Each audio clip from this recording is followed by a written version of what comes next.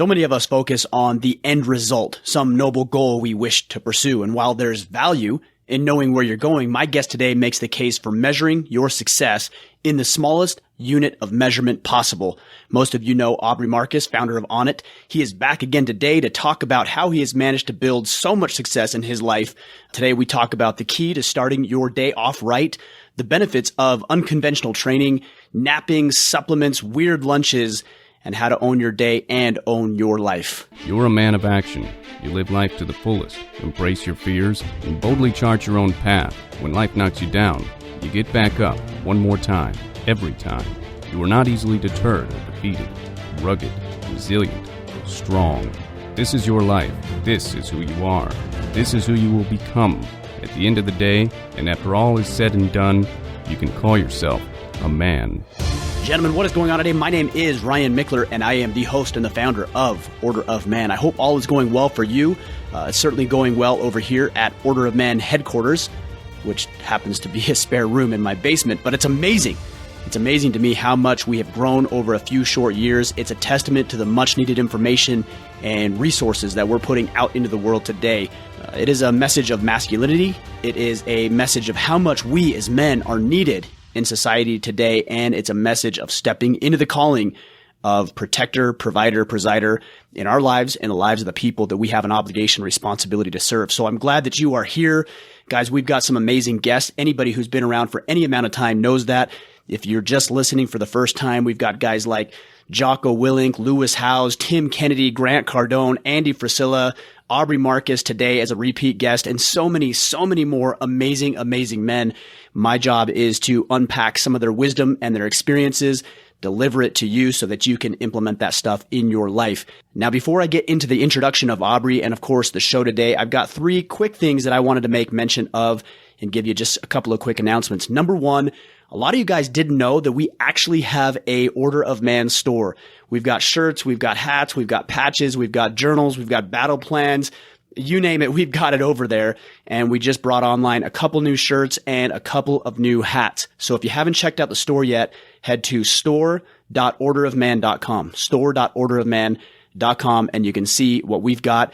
You can support us, you can wear some swag, and look good in the meantime. So that's number one. Number two is we've got our Iron Council. Now, if you're not familiar with what this is our exclusive brotherhood designed to give you the tools, the resources, the guidance, the direction, the accountability, the brotherhood, the camaraderie. I mean, you name it, we've got it inside of the Iron Council. We are roughly 360 members strong, and I am always blown away with the conversations that we're having with, again, the 360 men inside of the Iron Council. You're going to get accountability. You're going to get challenges. You're going to get assignments. You're going to get focused conversations, the book club. Again, so much more going on inside of the Iron Council. And we would love to have you join us because I think it's going to serve you well. And of course, it will serve the other brothers inside of the Iron Council well. If you're interested in learning more about what that is and what all is included and how it all works, go to orderofman.com/Iron Council. And the third thing that I want to mention for you today, and I'm just going to do this briefly because I am going to mention it more during the break, is our Order of Man Uprising. This is our third time doing it, and we've added some new features. It's a 3.5-day experience in the mountains of southern Utah, my hometown, my home area.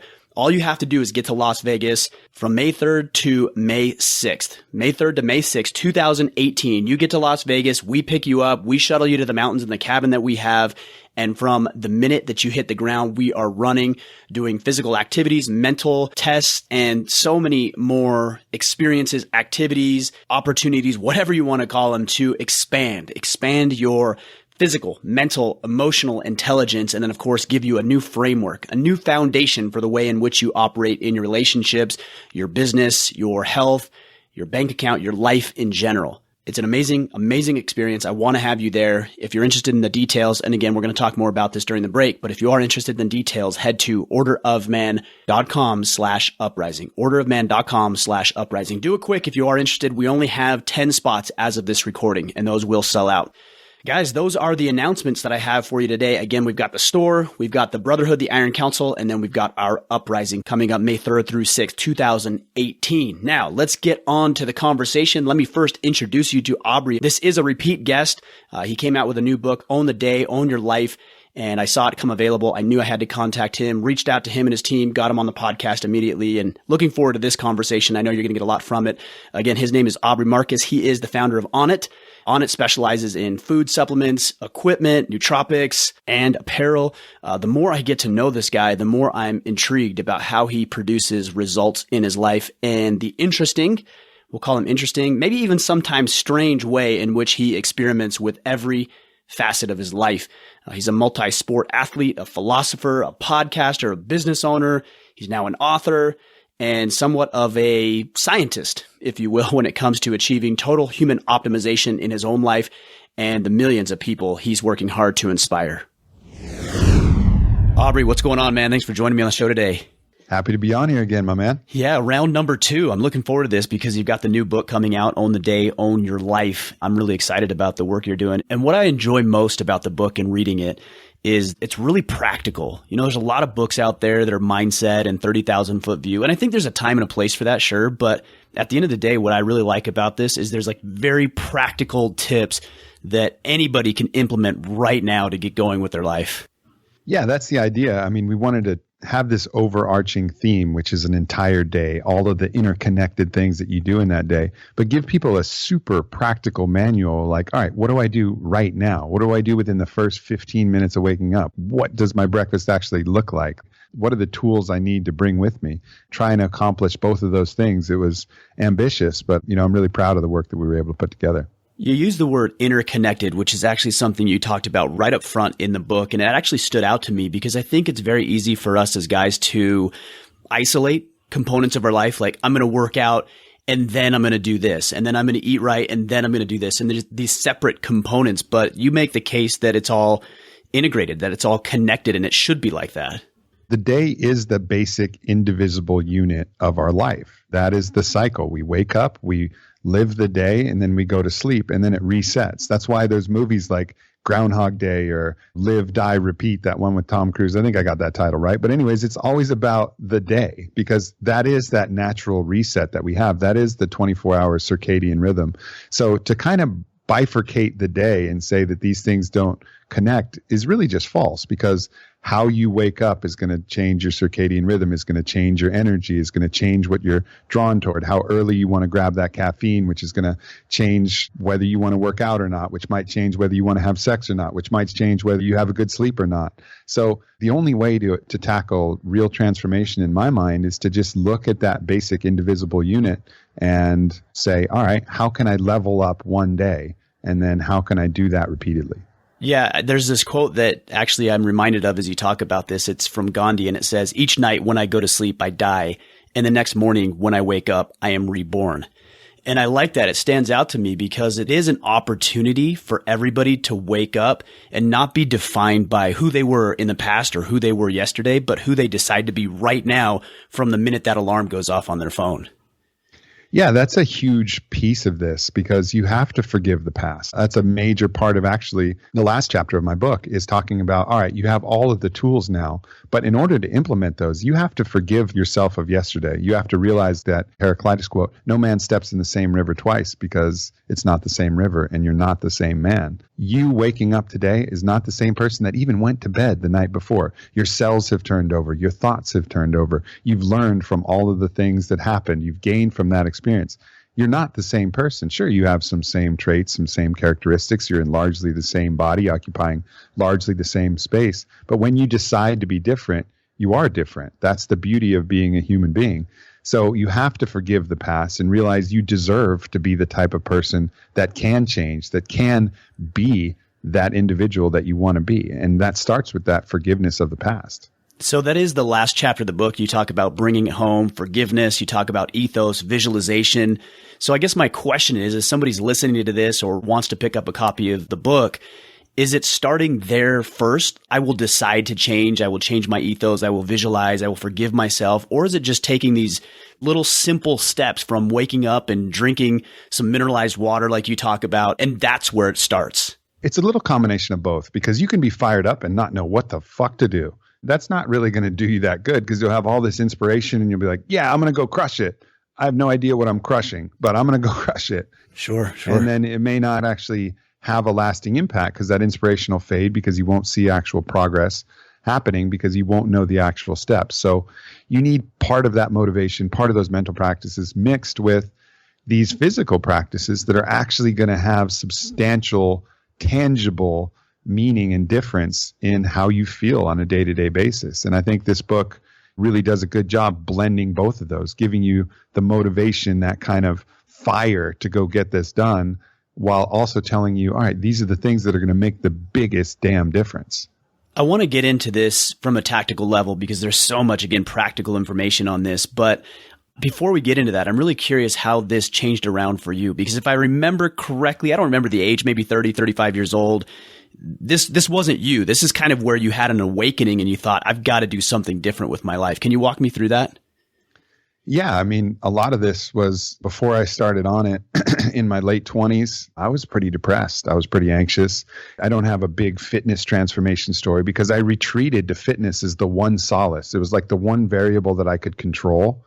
So I was always in the gym, but was I healthy? Hell no. I was sick all the time. I was up and down, and I could perform really well sometimes, and then I couldn't make it out of bed other times. And I was just really erratic and really kind of a mess in a lot of ways. And part of that was I didn't have a purpose. I talk about a really pivotal moment in this book because we're covering an entire day, and part of that day is going to be your work practices and how you look at the job that you're in and how you look at work. And for me, it wasn't that my job actually changed. It was that my purpose in that job changed. Instead of just identifying and ruminating on how miserable I was in this position and what a failure I was because I was still working in this job that I absolutely hated, instead, I was like, all right, no, I'm not doing that. What I'm doing now is I'm biding the time. I'm learning the skills. I'm gathering the resources. I'm making the connections. I'm preparing myself for that leap to the next lily pad, which will then propel me to what I actually want to do. So that subtle shift of saying, here I am blowing it again, another day at this job that I hate. It's like, no, here I am preparing, gathering, getting ready, sharpening my sword, because one day I'm going to jump from this thing. And then I need to be ready for that moment. And so I really started focusing on preparing myself internally rather than worrying about the external. And that was the real turning point in my life, I would say. I'm really fascinated by this because I look at you now, and obviously you've built an amazing brand with Onnit and just done some incredible things in your life. But then I also try to look at who a man is surrounded by, because I think that's a pretty telling sign as to his capacity for growth and expansion and who he is personally. I look at the guys that you're connected with, guys like Joe Rogan, who's a business partner, and our best athletes, our best warriors. We were talking about Tim Kennedy before this, who works out at your gym. We're talking about Dakota Meyer, who also works out at your gym. How do you go from somebody who doesn't have his act together to now connecting with some of the most successful men on the planet? Well, the thing that binds all of these great athletes, and it is just such a blessing, hearing you talk about that, sometimes you take it for granted. Like I'll walk in the morning and we'll have people training for the NFL Combine, or if it's off season, we'll have Earl Thomas and then Jake Arrieta, the Cy Young winner, and then Tim Kennedy, and everybody's just looking and vibing off each other. And we have the Combine guys doing vertical leaps and Tim doing burpee thrusters. And, like it's just this collection of incredible individuals. Lance Armstrong crushing it on one side, doing his own workout, and these icons, these heroes that have all kind of gathered here together. But it's a similar ethos. It's a willingness to push yourself into the darkness and into the shit to come out better from the other side. And all of us have had our own way of doing that, and I was talking to Tim about that yesterday, and we were talking about how we've done it in different ways. For Tim, he has this recent show where he's called Hard to Kill, and they'll literally light an airplane on fire, and he'll have to tear the airplane apart from the inside out to get out. That sounds just like him. Yeah. Yeah, totally. And it's like, give me the challenge, show me the fire-breathing rhinoceros, and I will defeat that thing. And for me, I've had some of those. I've been an athlete, and I've had those external challenges. But for me, a lot of the challenges I've faced have been internal. And I explained to him the Temescal, the Mexican sweat lodge ritual, where you're just locked in complete pitch black with all of these molten hot stones, and they're pouring water on the stones, and it's getting hotter and hotter, and you can't see, and they're singing prayers in Spanish, and the smell of the herbs and the smoke, and it starts to sting, and your face gets so hot, so you lay down on the ground, and you're sipping cool air from the bottom, and you're in for an hour and a half in the pitch dark. You don't know whether you're going to come out. And you have to surrender to your fears of dying. You have to surrender to everything and just accept the true nature of who you are. And I've pushed myself in rituals like that over and over and over again. So while me and Tim have not done the same things, or me and Jake Arrieta or me and Lance Armstrong haven't done it the same way, we can look at each other and say, brother, when we meet each other, because it's that common bond of having pushed through something that was really challenging and come out the other side better for it. One thing that I really admire about what you do is, from the outside looking in, is this process of experimentation. And if I'm honest with myself, that's not always how I've been. I try to do more of that in my life, but I usually and typically seem to choose the path of least resistance. And I think a lot of us do that. It's easy. How do you decide what to experiment with out of all of the millions and infinite number of options and choices you have? How do you decide, hey, I'm going to try this thing. It's wild, it's crazy, but I'm going to do it? Well, there's a couple different ones. There's the fun category, which is just like, I have a really wise homie, Ben Greenfield, for example. He has the Ben Greenfield podcast, an incredible biohacker, just an encyclopedia of knowledge on the human body. And he'll talk to me about some stuff. He convinced me to do this shockwave therapy for my dick in Florida. And it was just this, it was a lot of laughs. And it was about how by using these compressed sonic waves, and they actually have this gun, it's like a sound tattoo gun, and they just pound it on your genitals, that it creates new vascularity and it creates new pathways of blood flow, and it's great for sexual health and libido and everything. And I was like, yeah, all right, man, fuck it. We'll try that. Like, no worries. Like, that's what just could go wrong? Yeah, that's just in the fun category, you know, or something that Kyle Kingsbury, our director of human optimization here, he'll have some idea. And I'm like, yeah, sure, man, I'll give that a go. And it's just kind of the curiosity and just kind of the playful curiosity of it. And then there's the other things where it's something that I'm scared of. And if I'm scared of it, but I realize I'm not scared because of actual danger, I'm just scared because it's something that frightens me, then that's a great sign that I need to move towards that thing.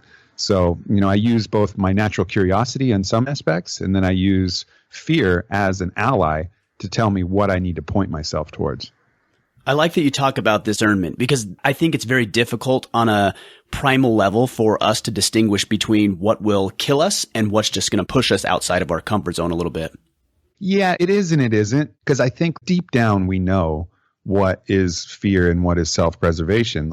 And I think, for example, like grabbing a random spider that you haven't identified with your bare hands, that's dangerous. Like, don't do that. Like, we know that that's stupid, you know? Or like, if there's a snake that you can't identify, don't catch it unless you're like a master snake catcher. Like, but if it's a cockroach that you want to grab with your hand and let out of your house, or a cricket, and you know what that thing is, but you're squeamish like a little squealing schoolgirl, then you know that's fear. That's just plain old fear. It's not self-preservation. It's just some pattern that you have in your head. And that's a sign, okay, this is fear. Fear in capital F, fear, isolated from self-preservation. And I need to go after that thing, and I need to tackle that thing and get to the other side. Makes total sense. It's funny that you bring up Ben Greenfield too. Him and I talked, we're actually going hunting in April. And I was thinking about that because I think he did an article or something for Men's Health or Fitness Magazine or one of these. About that same thing. Yeah. And I'm like, I'm not zapping my balls when we go hunting. Like, I just want to go hunting and enjoy that, as opposed to some of these experiments he runs. He doesn't do the zapping himself. He doesn't do the zapping. Well, that's good. That's good. I didn't want to be doing that to each other. You know, that's even worse than having it done. So you make the sound with your mouth. That's how it works. If he tries to convince you of that, he's lying. But he did trick me into doing this. He was like, oh yeah, there's this really attractive nurse, and you know, it's this really nice process. I was like, man, this sounds like somewhere between biohacking and like I don't know, some kind of spa or something like that. I was like, this sounds lovely. And that was not the case. I had like, you know, a small Cuban man who just kind of lathered me up with numbing cream and just started firing away, and it was like I had a nail gun on the other side. But, you know, ultimately, I'm not going to do that again.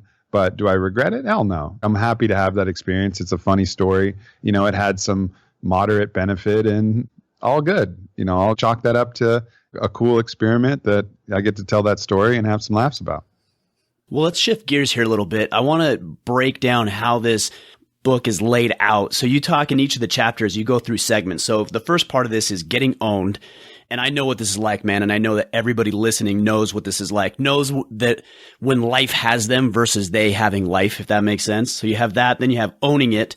Then you have the prescription, which makes total sense. And this is the tactical portion of the book that we talked about. And then now going out and doing it. Why did you decide to break it down this way? That came later on in the process. I mean, at first it was just kind of a homogenous chunk of information. And I wrote it and I rewrote it and I rewrote it. I mean, I must have rewrote this book 7 times with the help of my editor, Neil Sparker. And that was a really challenging but beautiful process, and just understanding how I could get this information across the best way. And owning it is the opportunity for me to open up and admit all the times that I've gotten owned and all the cases where other famous people and the people I work with, how they've gotten known and how we're just like everybody else. We've all had the Pop-Tarts when we were kids. We've all done the silly things that we do that are not helpful for our life, and how easy it is to fall into those patterns. And it's the opportunity to say, hey, we're no different. We're not superheroes because we do this stuff. We're absolutely the same. We've just made different choices. And then we switch from getting owned to owning it, which is the process of reversing those patterns and making the right choices, and then narrowing that down to the very specific prescriptions. Like, all right, I got it. I got to do this thing. I got to eat, a higher fat, higher protein, higher fiber, lower carbohydrate, lower sugar breakfast. Got it. Prescription. What does that look like? All right, well, it looks like, this many eggs, this amount of spinach, this amount of bone broth. That's one option. Or maybe a smoothie that looks like this. That's another option. So prescription gets really detailed. So it's like the don't make me think section. Which is good. That's the section I liked. I'm like, perfect. Yeah. Just give it to me. Yeah. I'll do it. I will execute. Exactly. And then the last one is, if we did a fraction of the stuff that we know we should do, we would all be fucking rock stars. We all know so much more that we should be doing, but we don't do it. So the now do it section, that covers the natural objections that we might have towards preventing us from actually doing these things. So doing some of the new things that we've learned, and also just doing some of the things that we already know that we should. So now do it's that moment to say, hey, I get it. This is the resistance that's going to come up. This is how you overcome that. This is the way that you think about it. And this is the way that you make sure you actually implement these things that you just learned. Why do you think there is such a big disconnect? And I've noticed this too, personally, and through the men that we work with, that I think for the most part, and there's a lot of information in here that I didn't know that we're going to get to here in a minute, but I think for the most part, a lot of people know, okay, I know I need to do this. And yet for whatever reason, there's still that disconnect between what we know and what we do. Why does that exist? Why, when you're playing a video game, are there always monsters around for you to fight? You know what I mean? It's like resistance is just a part of this experience. And the only way to really experience resistance, you can't externalize all resistance. That's literally a video game. This is life. And in life, the resistance generally comes from within. It's that obstacle placed before you that you need to overcome so that you can grow, so that you can sharpen your sword. It's just the way that the body works. You put weights on the bar and you lift them and it's hard. Your muscles break down and they grow stronger. You push yourself into cold water, your body adapts to the stress and it grows stronger from it. All of these things, these adaptations for resistance, that is the absolute process by which all things move forward. And it's kind of a universal law. And I think we forget that process isn't just these external things like hot or cold or weight or effort or exertion. It's the internal processes too that are honing our psyche. It's honing our willpower, honing our toughness. So it's just there. That resistance is just fucking there. It's real. And it's our job to use that as the grindstone to sharpen our sword. Yeah, you make up a really good point, because I think what a lot of guys will do is they'll try to ignore the fact that the resistance is there or pretend that it doesn't exist at all, and then it blindsides them. Yep. Rather than, hey, I acknowledge that this is hard. I acknowledge that I don't want to do this right now. And I think just acknowledging it and then driving forward anyways is probably the best course of action. Yeah, agreed. And just knowing like you can thank your resistance. Like, oh, thanks.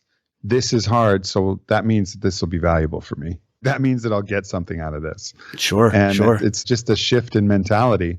When you master those things that are currently hard, guess what? You'll find other things that are more advanced that are even harder.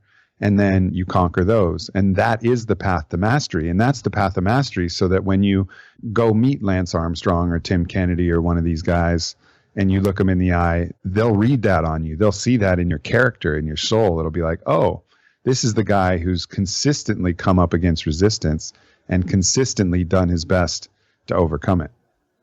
That's a really good point. That actually goes back to the answer that you were talking about earlier, is how do you connect with men of the caliber that you've been able to surround yourself with? And I think they do. They see that, right? And a strong man can recognize weakness, and a strong man can also recognize strength as well. No doubt. No doubt. And it's not in the body, although the body can be a reflection of your character, but it can also be a compensation for lack. And I think, a discernment and real wisdom, people can generally see that, because we've all seen the super swole guy who's super insecure, and he uses his swollenness and his big ass truck with his big ass pipes as an opportunity to project the solution to the fears that he feels inside. And that's easy to read as well. It's not that being swole or having a big ass truck is a problem. It's just why you're doing it. Are you doing this to compensate? Or are you doing it just because you like being swole and you like big ass trucks? Sure. That's the key there. And you can't fake it. You can't fake it with your external appearance. You can't fake it with anything. You got to really do the work. You got to go into the darkness.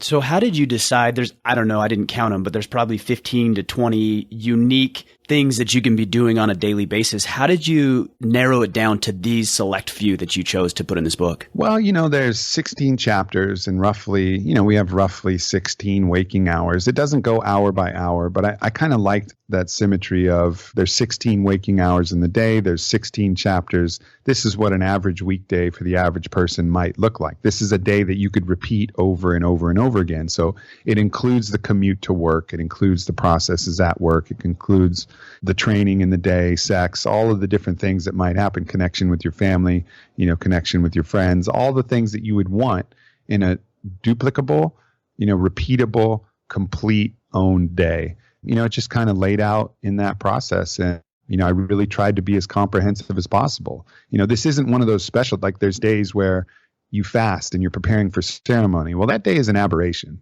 You have those days 0.2% of the time, or there'll be a competition day where all you have to worry about is competition. Again, that's 0.2% of the days in your life. We didn't cover these special circumstance days, although a lot of these practices would apply. This is the everyday day. This is the day that most people are going to be repeating over and over again. So that's what we really wanted to cover.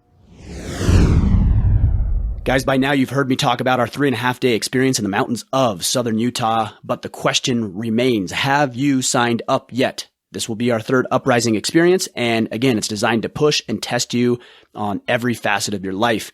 As of this recording, we have less than 10 spots remaining, and we'd be honored to have you out. But not only that, this will literally transform your life. We are all a collection of our thoughts, our behaviors, our patterns, our experiences, and if you have any hope of producing a new type of result in your life, you're going to have to create new experiences. So at the Uprising, we'll be doing physical challenges, team competitions, survival training, medical training, and so much more, all designed to give you a new frame of reference for succeeding in your life. Again, if you're interested, 3.5 days, May 3rd through the 6th, 2018, you get to Las Vegas. We'll take care of the rest. Head to orderofman.com/uprising. You can get some of the details there and, of course, lock in your spot, orderofman.com/uprising. And we hope to see you there. Now let's finish up the conversation with Aubrey. Well, let's break some of these down. And obviously, just for the sake of time, we can't get to all of them. But what I want to do is I want to extract the ones that stood out to me that were a little different than even I thought about going into this. The first one that comes to mind for me is the subject of eating a weird lunch. And you started that chapter off with your food as a kid was the double bacon Western cheeseburger, yeah. Which is like, dude, this guy's speaking my language right now, which I could actually go for one of those right now as we talk about this. But talk to me about weird lunch. What do you mean by that?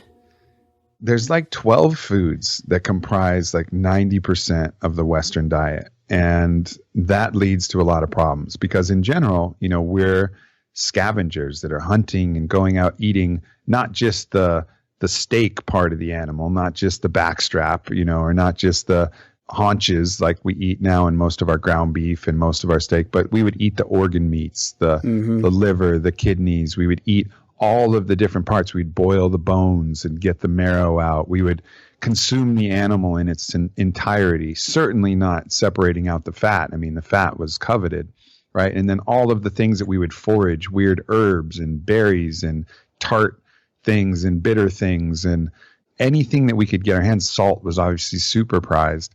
And that's how we are best served as a human being. But it's real easy to just get bread, which is basically wheat, with mixed with some sugar, and then add some meat, which is just a basic kind of protein. Oftentimes, if you got a lunch meat, it's going to be cured in a bunch of engineered anyways. Engineered, cured in a bunch of chemicals that you don't really want, like nitrates and nitrites.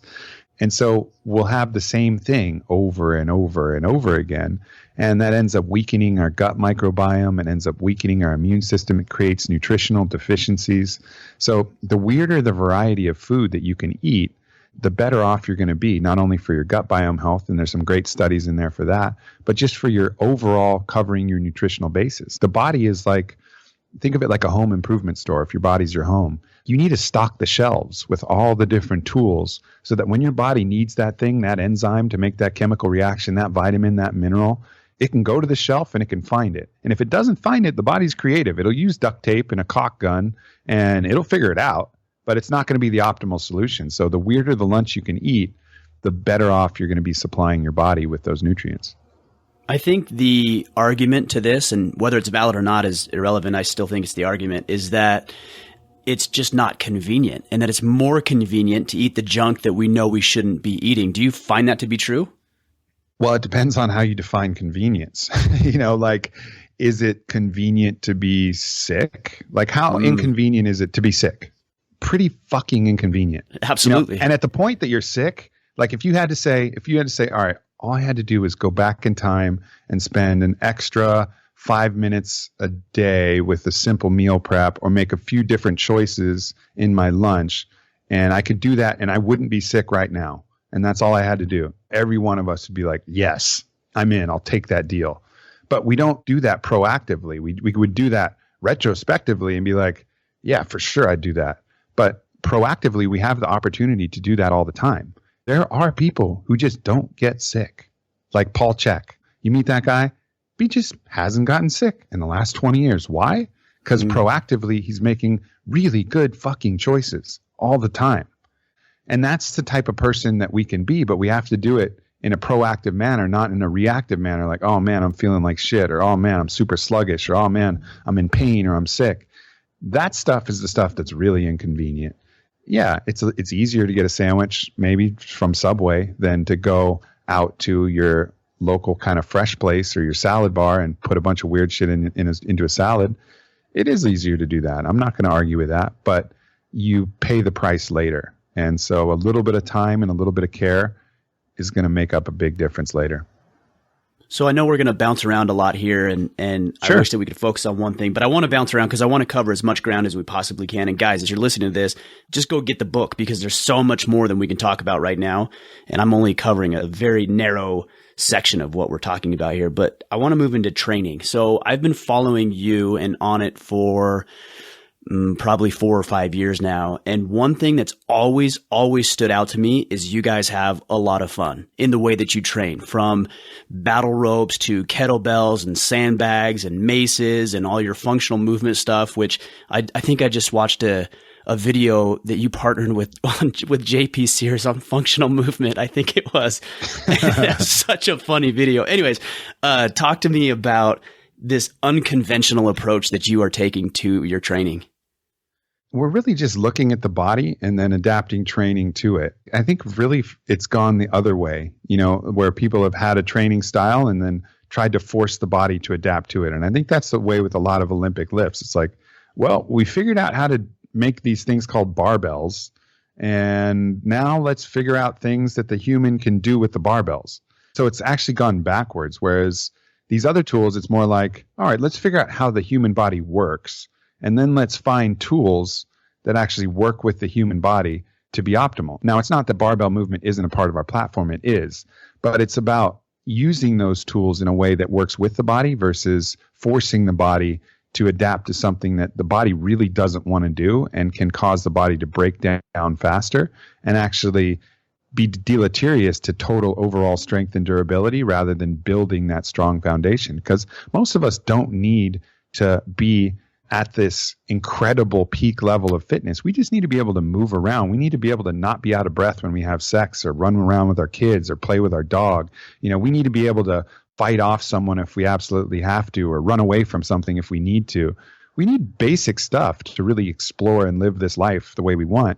And I think the unconventional tools are not only great for that, they're ideal for that, they're also ideal for people who are competing in conditions that have changing landscapes. Like no NFL player is ever going to get in a position where all they have to do is lift weight straight from the bottom straight to the top. It's all balanced weight and everything else. Yeah, of course. Exactly. It's all going to be at obtuse angles and weird stress points. And that's why these rotational exercises, these off-balance tools like the mace are really helpful at mimicking real-world conditions.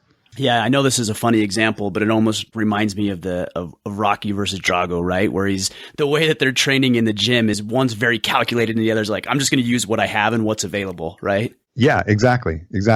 And, there's a time and a place for both. And I think, Onnit is that kind of one of those rare melting pots where all of that can come together in the same place.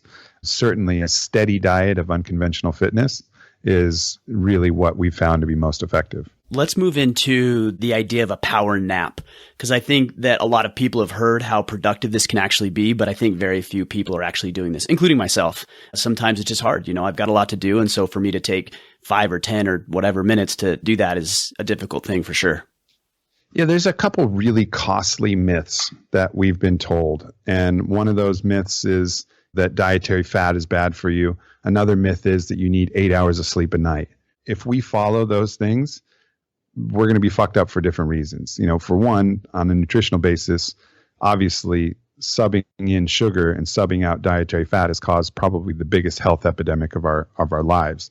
The other one actually is super counterproductive for probably the biggest miracle drug we have available as humans, which is sleep, because it tries to force us to get all of our sleep at one time at night. And that's not something that a lot of us are even capable of doing. Now, we should try to optimize that, and I put in practices to help you get the most sleep you can at night. But it's not realistic. And if you look back ancestrally, if you look back across the world, this idea of this monophasic sleep, getting all your sleep at once, it's really something that you don't find all over the place ubiquitously. You find a lot of cultures who break up their sleep into different patterns, take a lot of naps, the siesta model. And when you look at the research, that pans out to be actually more valuable than even increasing your amount of overnight sleep. So when they studied the difference between getting more sleep at night, having a cup of coffee, or taking a 30-minute power nap, the nap wins hands down every time as far as mental alertness, energy, across the board. But nonetheless, we kind of shit on naps, and naps are for lazy people and who has time sleep to when nap. You're dead and all that stuff. Yeah, well, that attitude's going to get you dead a lot faster. And also just takes some of the pressure off, because we've all had those nights where we get 5 hours and then we've all read all the things that happen to you when you don't get enough sleep, and we feel it. We're like, oh, I'm screwed for today. Today comes today. Today's blown. And that puts so much pressure on us when we're going to sleep, and it puts pressure on us when we wake up. But if you look at that and say, instead of 8 hours of sleep a night, well, I just need 35 sleep cycles a week. And one nap counts as 1 point on those cycles. And a sleep cycle is about 90 minutes. So if I got 6 hours at night, that's cool. That's about 4 cycles. And then I can pick up a 30-minute power nap in the day. That'll give me 5 cycles. I'm right on track. But let's say I got less than that. Let's say I got 4.5 hours of sleep. Well, that's only 3 cycles. I'll take 1 power nap today. That'll put me at 4. And then tomorrow, hopefully I'll get 7.5 hours of sleep and 1 nap. And that'll get me at 6. And then I'll be at 10. And then I'll be right on track for my 35 a week. So it's just taking the pressure off and using naps as a tool to make up ground and really not have to just keep jamming more caffeine and more stress and more pressure, and just saying, hey, just take a load off, relax. I like this because I see what a lot of guys do, and what I've done in the past is we wear this idea of busyness as a badge of honor. Like, oh man, I'm really busy. And they do it with a smile. And it's like, well, I don't know if I want to be busy as much as I want to be effective and efficient and have time to do what is also fulfilling for me, which is, playing baseball with my kids or rolling around on the ground and wrestling with my dog. Those things are important as well, but we don't wear those quite with the same badge of honor that we do as busyness. Yeah, no doubt. No doubt. Yeah, it's a weird thing, this pride in working. In Japanese culture, there's this phenomenon called karoshi.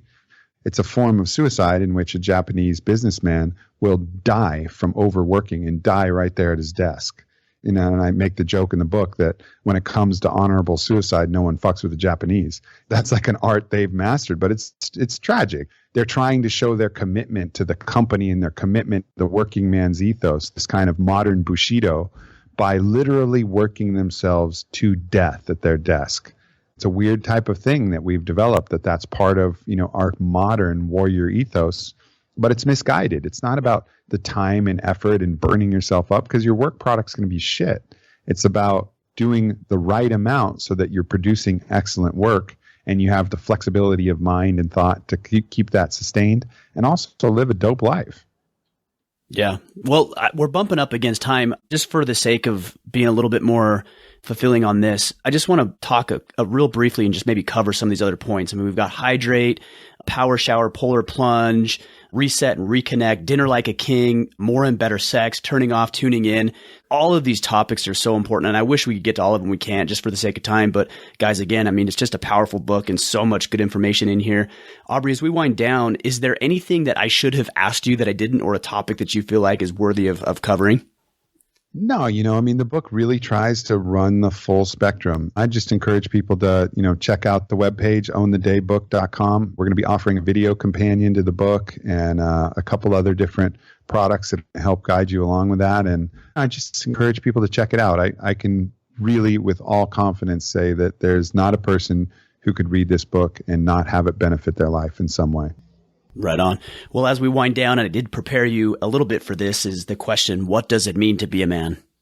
I think I recall the answer I gave last time, and I still stand by that answer. But when I look at the symbols of being a man now, I look at a symbol that's an ancient symbol from Eastern religion. It's the symbol of Shiva. And the symbol of Shiva he's a male god, represented that way, and he's lying on his back in a lot of depictions. And Kali, or Shakti, is dancing on his chest, and she's wild with wild hair and has the heads of men, and Shiva's just non-reactively kind of looking at her and smiling, and it's this ultimate peace and surrender to your own actual power. And I think that's a really beautiful symbol for manhood.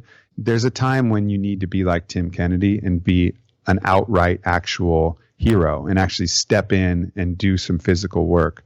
But most of the time, the most powerful thing you can do is, no matter what the chaos is going on, is just peacefully send love to all sides there, because you're not threatened, you're not triggered, you're not insecure, you're not compelled to action. You don't need to show anybody anything. You see the truth beyond all of these egoic cries for help and these look at me's and these claims of victim. You see the truth beyond all that. You stay non-reactive in your love and acceptance of those things because you know really who you are. And I think that's the essence of the best that a man can bring to the table. Very cool. Very cool. Very powerful stuff. Well, Aubrey, outside of onthedaybook.com, outside of that, anywhere else that we need to connect with you? Yeah, just check me out at Aubrey Marcus. I put a lot of stuff out on Instagram and Twitter and Facebook, and I'm always kind of bringing the best that I have to offer. And if I stumble and make a mistake, I'm the first person to share that on my social media, because I'm not any different than anyone here listening. I screw up. I have my good days, my bad days, and I've just, through all this process, tried to distill and learn and provide insight on how to do it better next time. Right on. We'll make sure we link all that up. I just want to tell you I appreciate you. I told you that last time, but I still do. Still appreciate what you're doing. Still appreciate the messages that you're putting out. I hope to connect in the near future. I'm going to try to make it down there and train it on it, and hopefully we get a chance to connect then. But appreciate the way you're showing up, man. Thanks for joining us today. Yeah, I appreciate you too, brother. Thank you, man. Gentlemen, there it is. My conversation with Aubrey Marcus, founder of Onnit, and of course the author of Own the Day, Own Your Life. I have read the book. It is an amazing, amazing read, very practical, very insightful, and I'm trying to implement as much as I can in my own life, which I will say is a little bit overwhelming because there's so much valuable information in here. So do yourself a favor, go out, buy the book, get the book, implement what you can, and I think you'll see some major, major transformations in your life. I hope that you enjoyed this episode. If you did, guys, do both me and Aubrey a favor. Head to our social media accounts on Instagram, Twitter, Facebook, YouTube, wherever you may be with regards to social media, and let us know what you thought. It's really important. I want to know what you thought. And also, if you would, leave us a rating and review. Leave an iTunes rating and review. Let us know what you think about the show, especially if it's serving you well. We want to hear that stuff. And of course, we want to spread the message of Order of Man. Now, I came up with those 3 announcements. I just want to reiterate what those 3 announcements were at the beginning of the show. Number 1 is the store. Hats, shirts, patches, battle planners, journals. Again, you name it, we've got it over there. store.orderofman.com. Second, we've got the Iron Council, which is an exclusive band of brothers all working together to transform our lives in the relationships that we have, our fitness, our bank accounts, our business, our lives in general. And if you want a track to run on, a proven track to run on, and you want some accountability and a band of brothers, this is the perfect place to do it. orderofman.com/Iron Council. And third, I'm not going to be mentioning this much more because we are filling up these spots. So again, we've got 10 spots for the 3rd annual Order of Man Uprising, which again is a 3.5-day experience in the mountains of southern Utah, May 3rd through the 6th, 2018. You can go to orderofman.com/uprising to claim one of those last 10 spots. I hope to see you there. With that said, guys, I am going to sign out for today. I appreciate you. I'm glad that you're on this journey. We need to stand shoulder to shoulder. It seems more and more masculinity is being dismissed. And I think we're going to run across some very real problems moving forward if we don't find a way to reverse the trend of dismissal of masculinity. And that's what I'm working so hard to do. And I'm glad that you're on the journey with me. So again, shoulder to shoulder, please share the episode. Let the guys in your life know what we're all about and ask them to join in this fight. Until Friday, take action and become the man you are meant to be. Thank you for listening to the Order of Man podcast. If you're ready to take charge of your life and be more of the man you were meant to be, we invite you to join the Order at orderofman.com.